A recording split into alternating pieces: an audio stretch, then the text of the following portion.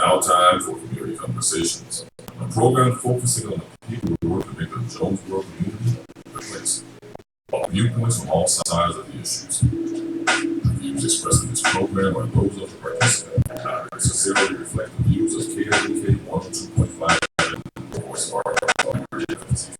or our underwriters or sponsors. KLDK 102.5 FM. Good morning to you on Thursday, August 25th, 2016. Cato Wonder in the studio with you today. This is Community Conversations. Once again, I am flying solo. My co-host, Mrs. Kabila Harden, will be here with us today. In the studio with us today, we have Mr. Roy Ockert Jr., and he is of the Jonesboro Kiwanis Club. And we're going to talk about some of the things that the Kiwanis Club does in the Jonesboro community. But first, let me just do a little brief introduction about Mr. Ockert. Mr. Ockert is the retired editor of the Jonesboro Sun. He was there from 2001 to 2012. He also served as the editor of newspapers in Batesville and Russellville. He joined the Kiwanis Club in Russellville in 1998, and he transferred to the Kiwanis Club of Jonesboro in 2001. He has served as president of the club 2 different times. At present, he is the immediate past president and chairman of the Membership and Programs Committee. He is also the Region A trustee for the Missouri-Arkansas District of Kiwanis International, which covers pretty much all of Northeast Arkansas. Now, some information about the Jonesboro Kiwanis Club itself.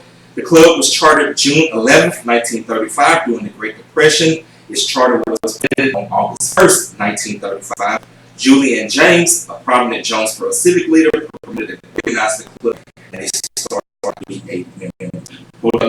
Which was on Jackson Street, which was on Union Street. That's definitely way for my time. Was the original meeting location for many years. Today it is the site of the Federal Building.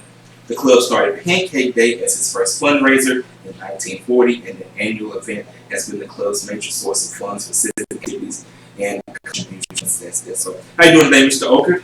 Very good, sir. Thank you for inviting me, Legandy, and I'm glad to be here. We're certainly glad to have you. May have some of you noticed that follow our live stream that you see me broadcasting live from the local Kiwanis Club. They have meetings on Wednesdays at Barn Hills, and they invite various people in the community to come out and speak to their membership. Recently, in fact, this past Wednesday, yesterday, but the Wednesday before that, they had Senator John Boozman, and I was there to live stream that. And I've also been there for Charles Coleman when he came by. Also came by during the property code debate. They had a debate between people that were for and against the repeal of the property code. So they try to do things in the community to keep people informed about issues that's going on. So, Mr. Ockert, we're going to just start right there, just kind of touch on what the Kiwanis Club does on the national level, the state level, and local level. Well, let's start with local first. First of all, we do meet weekly. Program meeting on every week. The programs vary from local leaders to charitable organizations, nonprofits, to politics, to government, to education.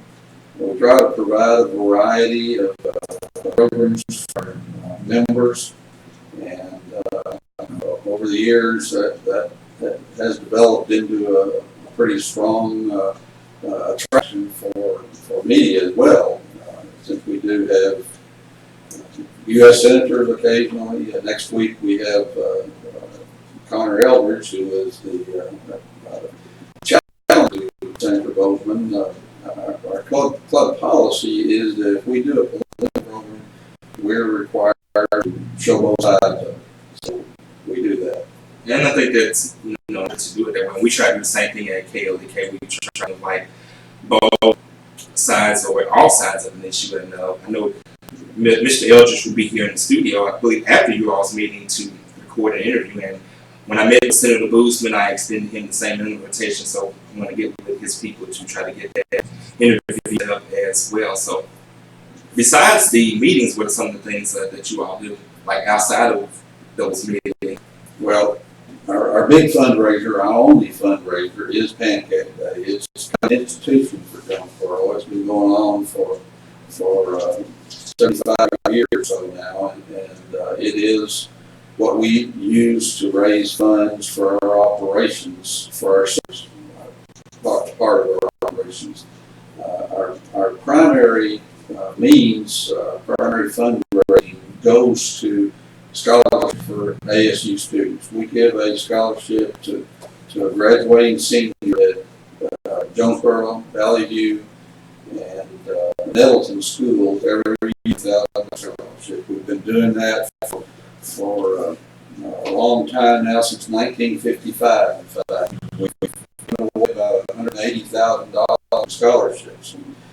We have a scholarship committee that will meet with the students and the counselors each year, and will choose a person from that who has a need for help. It's a one-year scholarship, $2,000 a day, but we found that they need help the first year more than they do any other time. So that's one of our main goals in funding, is to continue that scholarship program through the years. Now, that's very good, and of course we definitely want to know about any potential scholarship opportunities that are available for them. So, when is the scholarship typically distributed, and when is the application process for anyone that might be interested? Because we're starting a brand school year, and so it's not too late to start thinking about applying for those scholarships right now. Actually, I think the application process starts shortly after the first year. Counselors in those three schools are well aware of it, so they can provide information and begin the process. Our committee begins meeting, I believe, in about February, March, Pancake Day in March. So that's a very labor-intensive thing, and that occupies most of our members for a few weeks ahead of time. Okay, and getting back to the scholarship again, because I think that is very important. What are the qualifications? You have a certain ACT score, GPA, parents make a certain income. What are the guidelines for qualifying for the scholarship? I believe you have to have a 3-point in order to qualify. We judge it on the basis of need and qualifications. So I have to refer to the scholarship application process to be able to give you specifics on that. All right, well, that certainly sounds good. So once again, parents, if you have a child in the Jonesboro, Valley View, and Nettleton school district, to get with their counselor to get more information about the scholarship, as far as once the time approaches to apply for it, and maybe you can be that receives the scholarship. Now, you keep mentioning this pancake breakfast, and I like pancakes myself. I think everybody likes pancakes. So just kind of tell a little bit about how the breakfast is organized, when it is, where it is, and how people can get information about it. The pancake breakfast is in March. We began selling tickets in January. The past 3 years, I believe, 2 years, we did the First Presbyterian Church.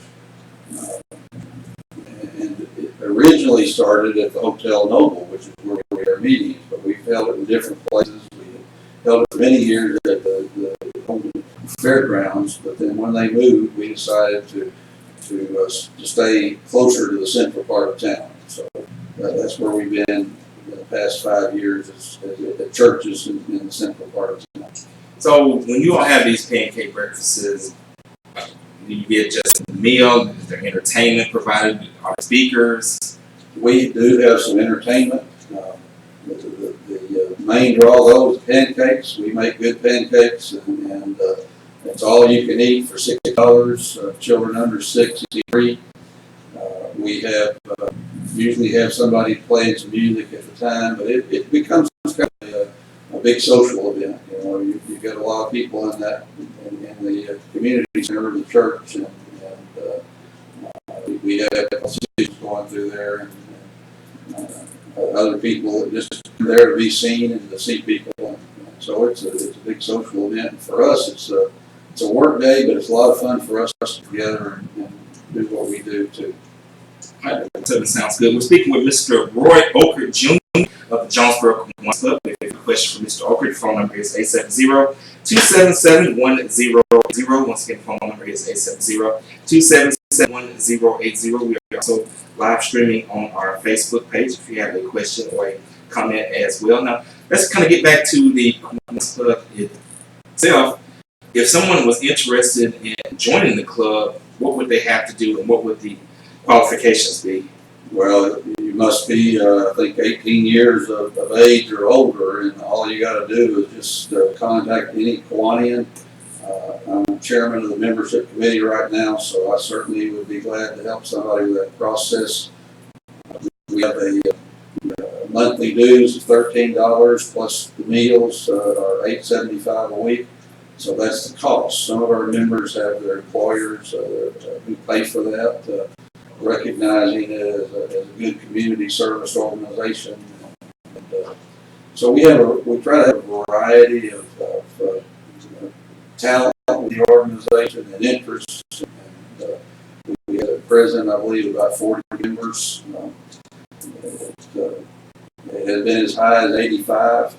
I think one of the things that our civic club, as well as many other civic clubs, have faced in recent years is trying to keep membership up, and that's because there's so many interests for people now. You have loyalty, you have many other organizations that draw people's attention. All right. Once again, we're speaking with Mr. Roy Ockert of the Jonesboro Kiwanis Club. Phone line once again, 870-277-1080. Once again, the phone number is 870-277-1080. So, Mr. Ockert, what made you want to become a member of the Kiwanis Club? What was it that you saw in what the organization was doing in the community that made it appealing to you? Well, at the time I was in Russellville, but previously I had been interested in the Kiwanis Club at Batesville. I was in Batesville for 20 years and was editor for most of those years of an afternoon newspaper. The Kiwanis Club invited me a number of occasions to be a member. Our deadline was at 12:30, and that meant I would miss lunch every week, so I never did join there. At Russellville, I was at first working as the night editor and later as the editor, so I had a better schedule for being able to join and participate. The Kiwanis motto today is serving the children of the world. And so many of our projects, like the scholarship program, are aimed at helping young people. That's the attraction to me is that we can do things for young people, and that's what we try to consider in all of our endeavors. Okay, now let's get back to that. Serving the children of the world. Now, are there any things besides scholarship that you all are doing to serve the children of the world, or at least the world that is in Jonesboro? Well, yes, the Kiwanis organization itself has a number of children's programs. We have an action club, which is for adults with disabilities, but we also have a Circle K International, which is a college organization for college students. We have Key Clubs, which are for high school age students. We have Builders Clubs for middle school students, and we have K Kids for elementary schools. A big part of our membership internationally it includes children. Okay, I touch up. You named those programs, but give a couple details about what some of those programs are about. Does the local chapter participate in any of these national programs that you just named? We have had Key Clubs in the past here at Jonesboro, Valley View, and Nettleton. At present, we don't have one. We're trying to get one back. That has been a little bit of a problem because the schools the students can't get away from campus during our meetings. So in the past, Nettleton would allow their students to come to our meetings and vice versa. We're working on trying to bring that back. And we do need to get into the elementary schools a little bit more. We have some members who participate in some activities in micro society school, and we're looking now at the prospect of having kids there. And what are some of those activities that they're doing at micro society? Well, they're reading. the past 2 years, we've taken a class to the zoo, once in Little Rock and once in Memphis, and a variety of things. Anything that the teachers think they would like us to help with, we try to help with. The backpack program, we take up a collection in the meetings every week and just donate that for whatever purpose might be to help the kids there. Well, it's certainly great. You know, this is back to school time. Kids definitely, you know, get school supplies all over the school district. Now, you mentioned the Action Club for people with disabilities. Kind of let the listeners know a little bit more about that, because I'm sure that we do have listeners with disabilities that may need some help. And if there's some resources out there that can help them that y'all provide, I'm sure that they would love to know about it. Well, there is information available on our national website, Kiwanis.org, and we would certainly be interested in helping an organization affiliate or start an organization like that. And basically, it would be a way for them to come together, things together like the Kiwanis. All right, once again, we are speaking with Mr. Ockert Jr. He is of the Jonesboro Kiwanis Club. We're talking about some of the things that the Jonesboro Kiwanis Club is doing in the community. Now, Mr. Ockert, does the Kiwanis Club work with other nonprofit organizations? Do you all collaborate on any community service projects? Yes, we've done the United Way Day of Caring for several years. And I expect we'll probably do that again. We worked with City Youth Ministries. We worked with the Family Crisis Center 3 or 4 years ago. They needed some help with playground equipment on their facility. We went out there and had a project for that. We've helped with Winter Wonderland, the city which is running up now, the city of Jonesboro. So it varies depending on what people ask us to do. You know, we're open to anything, and whatever our manpower and available people can do, we're glad to help. And if our organization wants to reach out to you all to get that manpower and to help, who would they contact, and what is the contact information? Well, they can contact me, and I'll pass it along to the people who are presently the officers. James McKinney is our president right now. We change officers the 1st of October, so we're about to have a new regime. But any Kiwani can help, and my number's in the telephone book, so if somebody wants to call me, they can find me pretty easily, and I can get them to the right place. Our Pancake Day also provides funding where we make contributions to many of the nonprofits around the city. If somebody who's not on our schedule is interested in that, we'll certainly consider it. Now, you know, we have resources like everybody else, but we try to use them to the benefit. Well, that's good. We certainly applaud all of the things that the Jonesboro Kiwanis Club is doing in the Jonesboro community. Once again, we are speaking with Mr. Roy Ockert, and he's going to be here the entire hour. We're going to get ready to go. Webcam still rolling. So you all definitely do a lot. Well, you know, we're spread thin, but some people do more than others. Aging membership is a problem. Yeah. So what? And I guess that's something we can maybe talk about after the break. Efforts to recruit your younger members into the club. Yeah, that'd be good. You can't see where you're going. You lost your vision. Maybe you've lost your vision. Now, what are the dues? Yeah. Dues are $13 a month. 13 dues. And that's both local and national district dues. And then we charge $8.75 a meal, which is what Barn Hill's charging us. So it's to 45 a month, something like that. 40, 55 for a 5-week month. Okay. That makes sense. Remember, your family first. What's some of the other people that you have coming on? You got Connor Eldridge coming next week, because I'll be in And what about the rest of the year?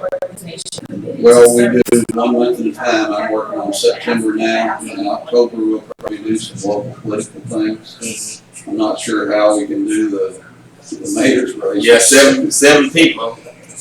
You'll have to get a sound system, break it up. When Mayor ran the first time, I think he had 7 people in the race. We co-sponsored the ASU Political Science special program out at Middleton, I think it was. And, so we might look at doing something like that. It's part of our race program. My work with the city, though, means that I can't really do it. So some of our other people, Waylon Harris or Rich Slang, would have to handle it. Well, I know we have invited all the candidates to come on this program. In fact, we're literally like a mayor's week. Yeah. We've got 3 so far. We've got their parent has confirmed and the Donovans. And I'm going to look to see the other person that has confirmed. Well, all city council races, We're reaching out to them as well.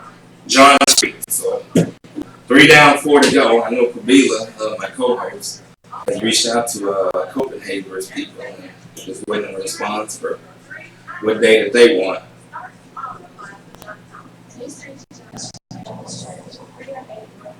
Is there anything else about the club that you want to talk about that we can get into? well, we Got another 20 minutes so we can find talk about the Lemonade Project. the Lemonade Project.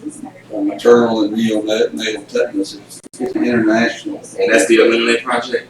Yeah, they call it Lemonade Project. The idea is to eliminate maternal and neonatal tetanus worldwide. Okay. And, so I can talk about that a little bit before our again. We're getting back on about 10 seconds.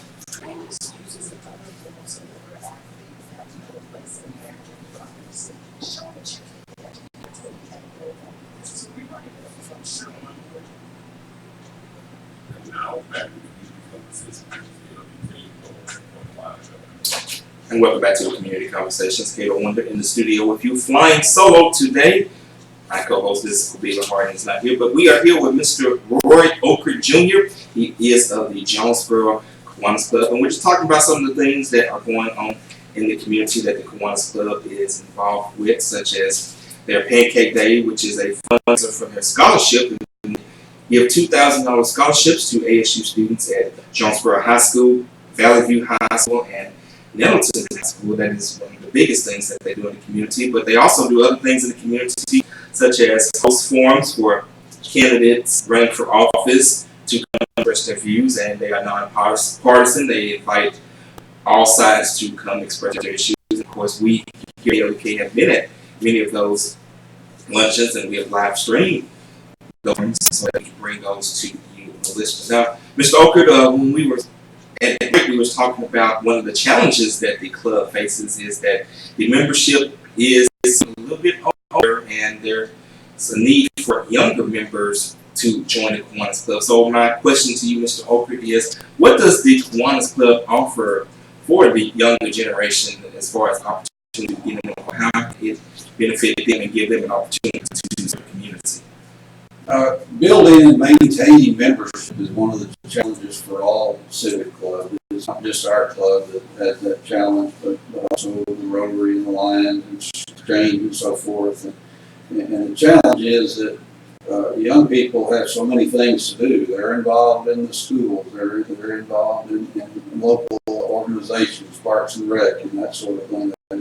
They're running taxi services for their kids, and so anything that they do is divided. Their attentions are divided. But they reach the point where they can give back to the community, and this can happen at really any age. And then a civic club is a great opportunity to do that.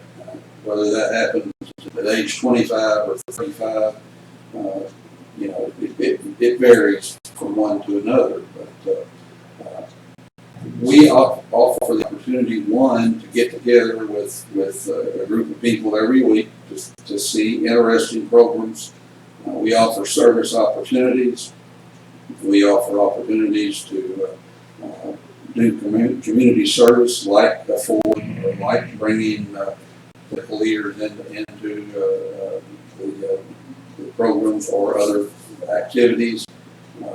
We offer a chance to participate, to lead, develop your leadership. So there are a lot of things that Kiwanis can do, just like other organizations. Okay, you mentioned about the political forums and things that y'all host. Do y'all do any voter registration drives? You know, we went to an election cycle, and soon we'll be casting votes for candidates that we want to lead us into the next era. So, do y'all do anything on those sites, getting people registered to vote? No, we haven't done anything of that sort other than try to provide programs that create interest in local races, particularly.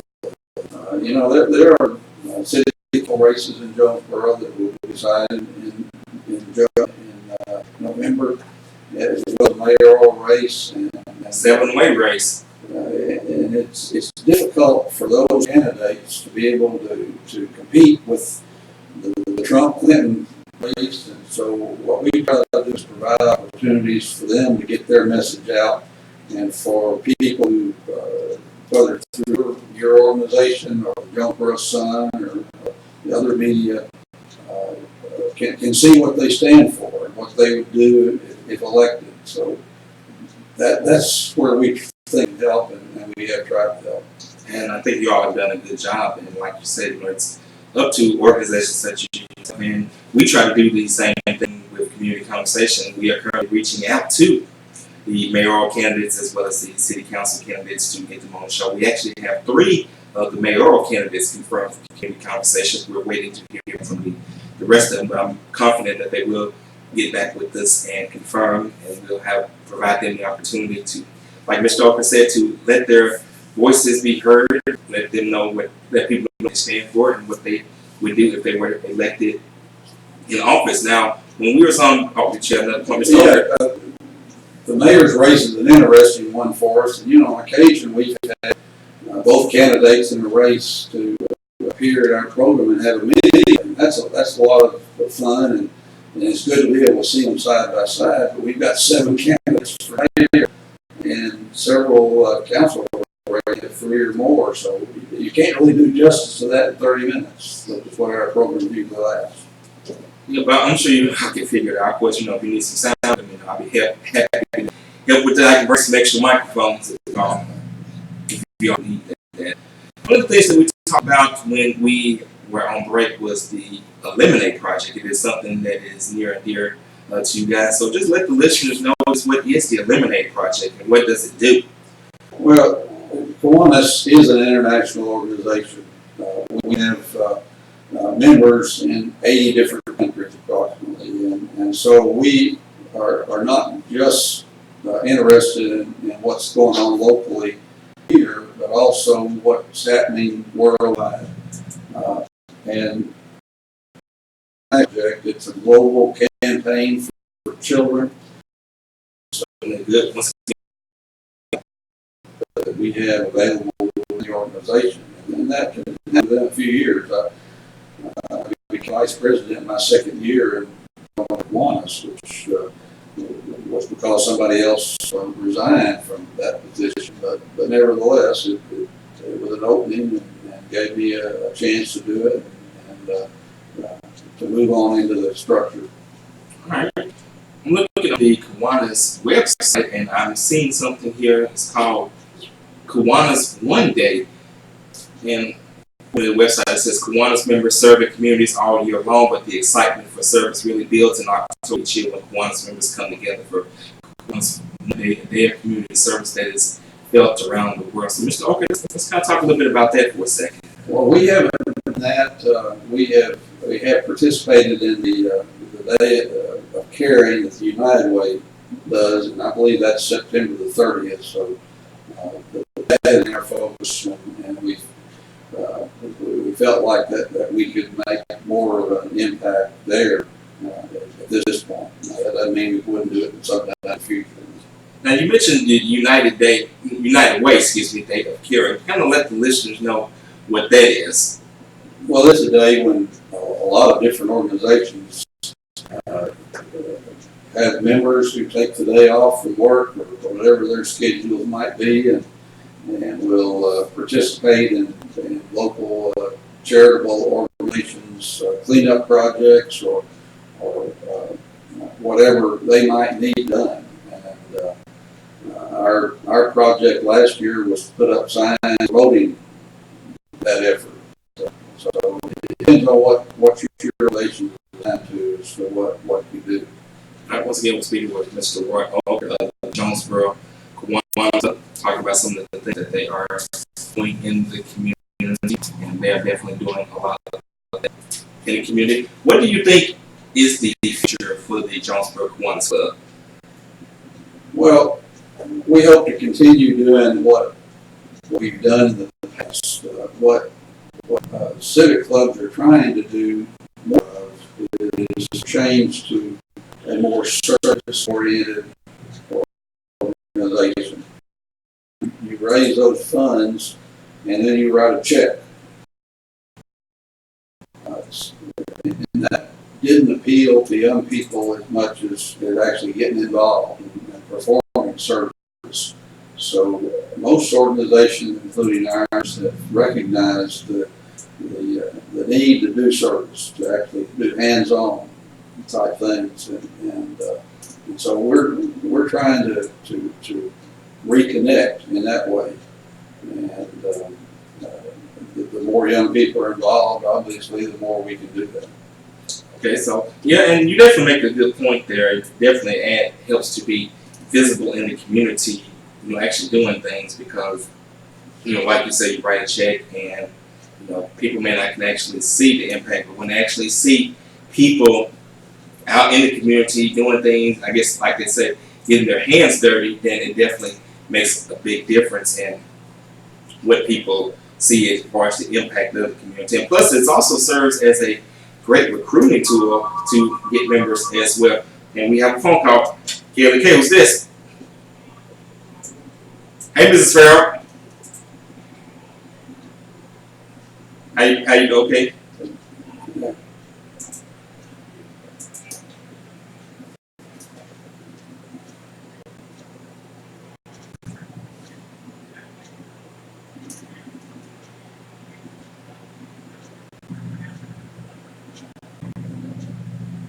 Well, we do have young men and young women and old men like me and older women.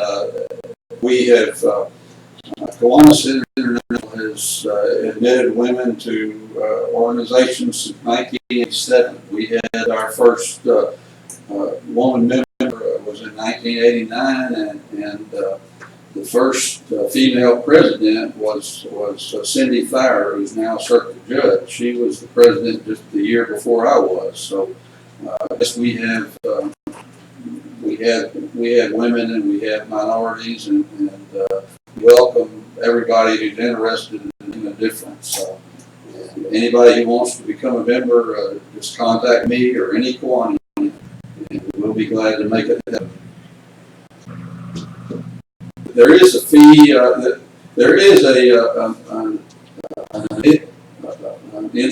induction fee of $50. However, right now that's being waived, and so in August and September are a good time to take advantage of that, because we can sign somebody up and not have to pay the national fee. The monthly dues then are $13 a month, and then you also pay for your meal at Barney's, and we just pass the cost, which is some tip of $8.75 a month. So it costs about $40 a month for a 4-week month for me to be a member of Kiwanis, and that's the total cost. Other than that, you can do it whatever you want to. How old is the youngest member? We've got one who just finished law school. I think he's probably 22. And I won't tell you how old our oldest members are, but there are some that are in their 80s.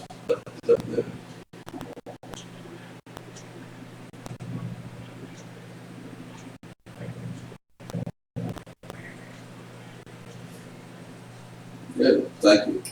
All right, Mr. We thank you for the call. And once again, phone lines are open at 870-277-1080. We're speaking with Mr. Roy Ockert of the Jonesboro Kiwanis Club. If you have any questions, once again, phone number is 870-277-1080. And just want to remind you that they have their meetings on Wednesdays at, I believe, 12 o'clock is the right time. We say noon, and most of the members show up a little before noon, and we try to start the program about 20 or 25 after 12. Okay. And then we wrap it up by 1. And who are your upcoming guests on the program? I know we have Connor Eldridge on the 31st. Actually, I believe that's next Wednesday. And get ready to go to the church. Back with money. Yeah. Remember.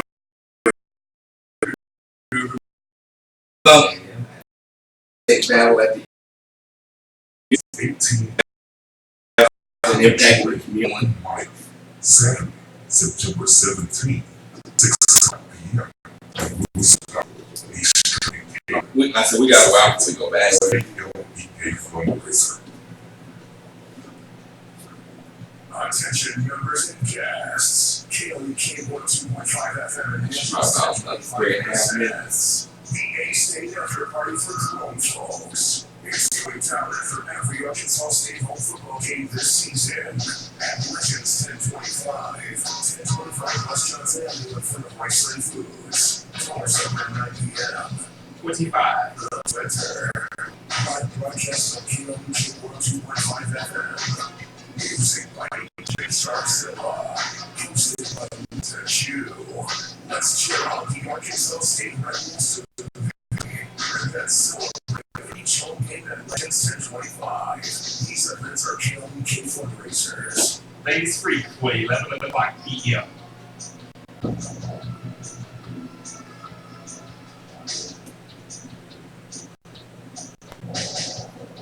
KLEK 102.5 FM presents the Live Safe Battle. Come battle it out. Are you allowed to sell commercials? No, we're not commercial. We do $100. so. Let you perform your favorite. Yep. Yes. When the SEC Don't just opened up for local population, by law, they had to be non-commercial nonprofits. So I formed the Voice of Arkansas Minority Advocacy. So we applied for the license and we got it. That was a unique challenge itself. Fundraising just to get on the air because imagine going to ask you for money for something that doesn't exist. That was a challenge, but There's equipment in here. now we got to be on something like this. This board was donated, and this is a $7,000 equipment. And we've had some other donated. Of course, Goodwill. I tell people, Goodwill is my friend. More furniture in here, and I'm not ashamed to say it, came out of Goodwill. Like a chair you're sitting in, the chair I'm sitting in, all this came from Goodwill. We actually got them as a set, $20 for the entire set. Yeah. But one thing that I'm blessed and fortunate is I have a knowledge of electronics, so I didn't have to hire anyone to wire all this up. I did it all myself. The only thing I didn't do is the tower outside. I did hire a professional to put the tower up, but everything else I did myself. From the hooking all this up to even the live streaming stuff, the software, all the computers I built them myself. We just had a donation of some computers come in.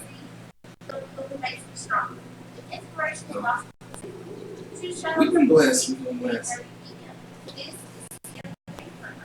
It's kind of funny that us doing, the limited news coverage that we can, being volunteer, actually kind of came out of the fact that we could not do commercials. Because, last time, some people would come up to us and say, well, I want to buy some hands. Well, I can't do that. But what I can do is I can give you an interview.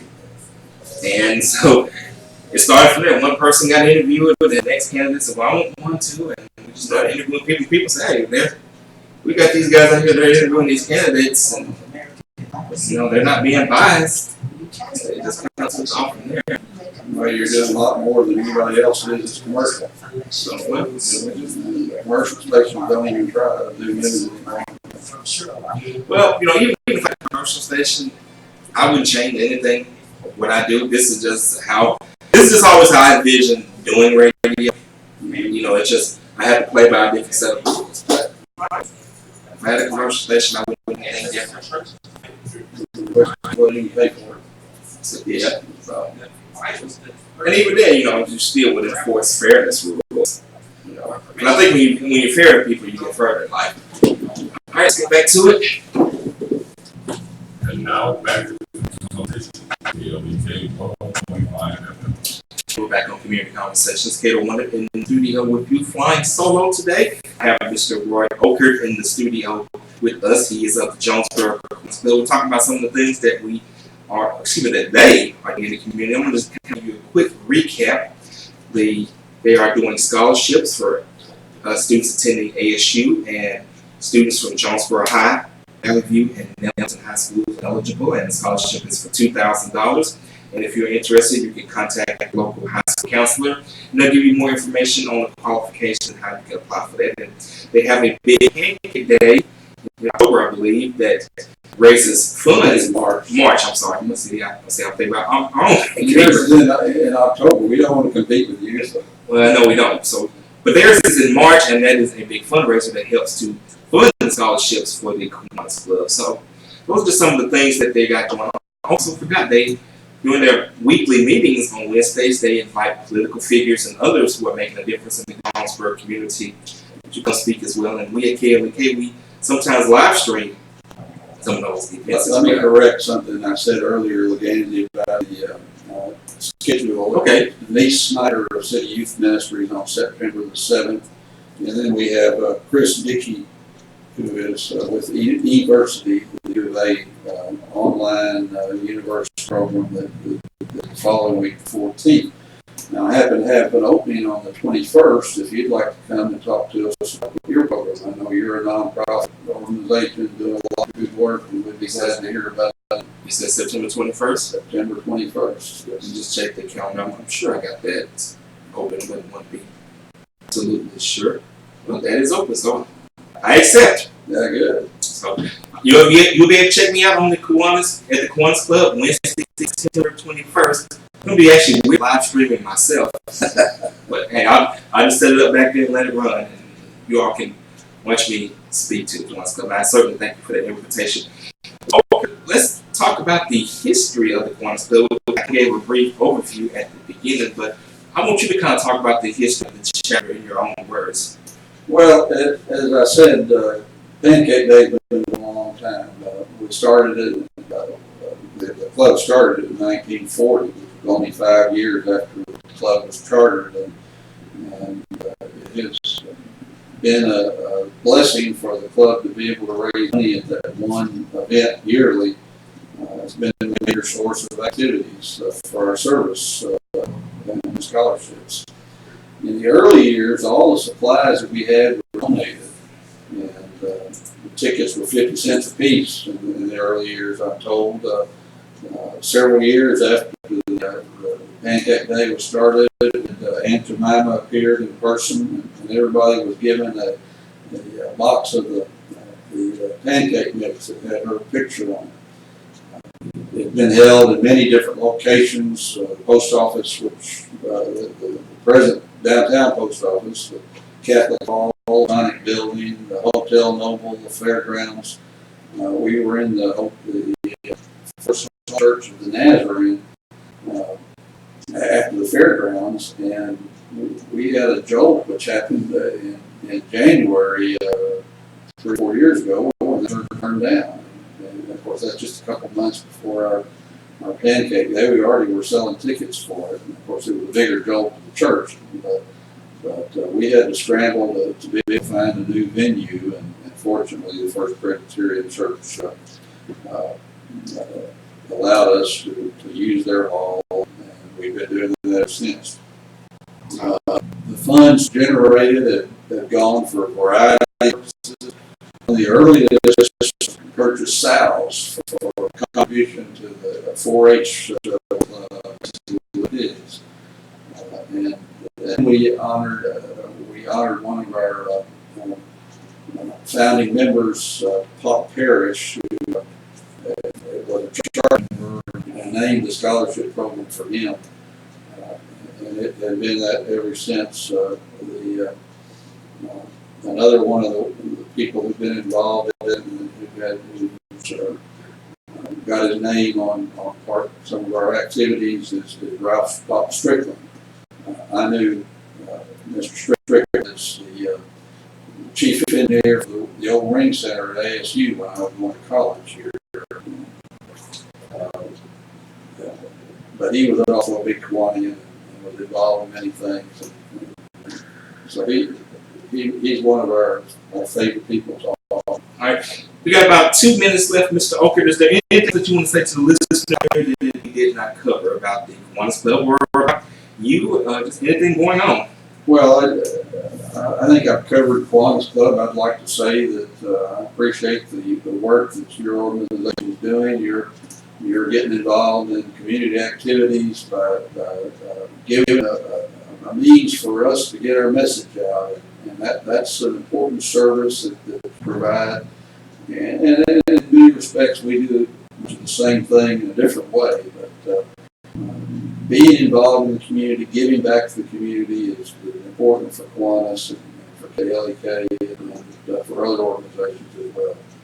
And that's certainly true, and I want to thank you all for the work that you all do in the community. I want to thank you all for inviting me to some of your meetings and cover them and live stream. Thank you for the food. It's always nice to get a good meal. It's not about that, it is about serving the community. And so we appreciate what you do and allow our listeners to bring platforms like bringing the candidates in so that we can live stream them so that our listeners can see some of the things that are going on. And once again, like Quabila always say, get involved with your local nonprofits such as the Kiwanis Club with KLEK or the countless other civic groups and nonprofits in the community. If you see one that you like what they do in the community, contact them, ask them how can you help, how can you serve, because all of these nonprofits, all of these civic clubs, they need help, they need manpower, they need woman power. Don't forget about the ladies, but they need help. So once again, find your local nonprofit, get involved, and help, because you want to make a difference in the community. Like I always say, be the change and which you see. All right, when we get up out of here, I will see you guys tomorrow. This is Community Conversations, and this is KLEK 102.5 FM.